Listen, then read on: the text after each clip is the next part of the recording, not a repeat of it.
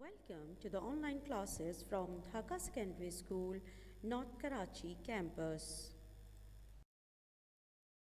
Assalamu alaikum students of class 6 in the online class of social studies. We are studying chapter number 22, The Mughals, and I am your teacher Miss Uzma. Topics of the day are Shah Jahan 1627 to 1658 and Aurangzeb 1658 to 1707, and the last one is the Mughal Empire at its greatest extent.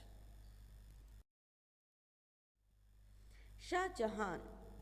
After a power struggle with Nur Jahan, Shah Jahan succeeded his father as emperor and tried to follow his grandfather Akbar's ideas.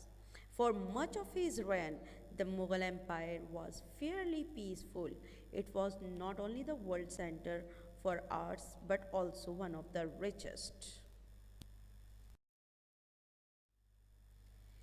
Shah Jahan is known as the builder of the Mughal Empire, as many important and impressive monuments were built during his reign.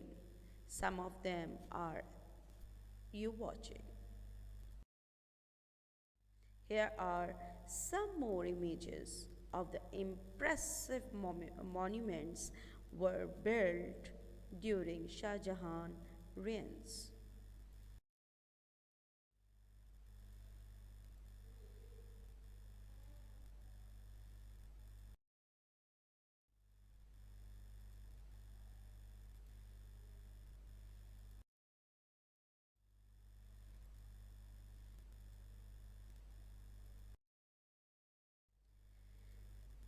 Taj Mahal, the thing that most people remember when thinking about Shah Jahan, is his beautiful wife Mumtaz Mahal, to whom he was married for 20 years.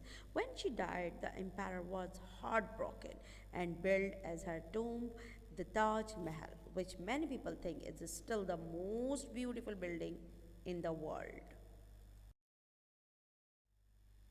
The beautiful Taj Mahal view. Aurangzeb. In 1657, Shah Jahan took very ill and was expected to die. His four sons, all governors of different parts of the empire, joined the fight for the throne. Aurangzeb, the youngest brilliant general, marched northward from Deccan towards Delhi. There were many battles for power, all of which Aurangzeb won. His three brothers were captured, tried, and then executed with their children. Shah Jahan did not die, but Aurangzeb had him imprisoned in the fortress at Agra for the remaining 8 years of his life. He was not harshly treated except that he had no freedom. The old emperor spent much of his time gazing from his prison window across the river at the Taj Mahal. The Mughal Empire at its greatest extent. Under Aurangzeb, the Mughal Empire reached its greatest extent, stretching from Kabul in the northwest to the Ganga's delta in the east, and from the Karakorams and Himalayas in the north to the Kaveri River basin in the south. However, almost 30 years of the continuous war had weakened the empire so much so that it never recovered. The treasury of the empire and the quality of the fighting forces both suffered as Aurangzeb had to put down rebellions on the eastern and western borders of the empire. Most of the Deccan was finally conquered by the Marathas under Shivaji, with their guerrilla war tactics were a constant problem of Aurangzeb. They were never defeated. Aurangzeb was a devout Muslim and a strict ruler. His policies and reforms upset many non Muslims, but Aurangzeb put his ideology above all and believed he was doing his duty. When Aurangzeb died in 1707 at the age of 90, his sons were too old to take over the throne. The empire had become weak and poor despite the size.